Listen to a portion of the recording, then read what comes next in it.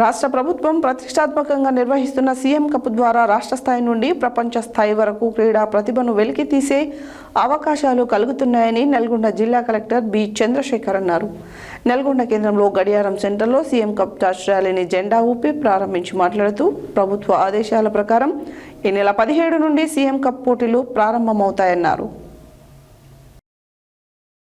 రాష్ట్ర ప్రభుత్వం ప్రతిష్టాత్మకంగా నిర్వహిస్తున్న సీఎం కప్ ద్వారా గ్రామ స్థాయి నుండి ప్రపంచ స్థాయి వరకు క్రీడా ప్రతిభను వెలికితీసే అవకాశాలు కలుగుతున్నాయని నల్గొండ జిల్లా కలెక్టర్ బి చంద్రశేఖర్ అన్నారు.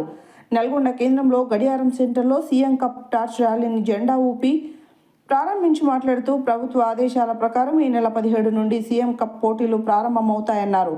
ముఖ్య ఉద్దేశం గ్రామ స్థాయి నుండి ప్రపంచ స్థాయికి నేటి అథ్లెట్స్ని తయారు చేయడం సంకల్పంతో ప్రారంభించామని, గ్రామ, మండల, జిల్లా స్థాయి, రాష్ట్ర స్థాయిల క్రీడాకారులను ప్రోత్సహించాలని ఈఎంఈఓలు, పీఈటీలతో కోరారు. ఈ పోటీలలో అందరినీ భాగస్వాములు చేసి మెరుగైన అథ్లెట్స్ను నల్గొండ జిల్లాకు సిద్ధం చేయాలని కోరారు. క్రీడల ద్వారా క్రమశిక్షణ, నాయకత్వ లక్షణాలు, జట్టు భావన పెరుగుతాయని తెలిపారు.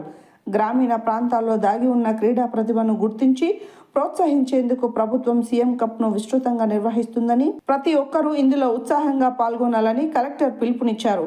విజయం, పరాజయం కంటే పాల్గొనడమే ముఖ్యమని, క్రీడా స్ఫూర్తితో ముందుకు సాగాలని సూచించారు. క్రీడల ద్వారా ఆరోగ్యంతో పాటు సామాజిక బాధ్యత పెరుగుతుందని చెప్పారు.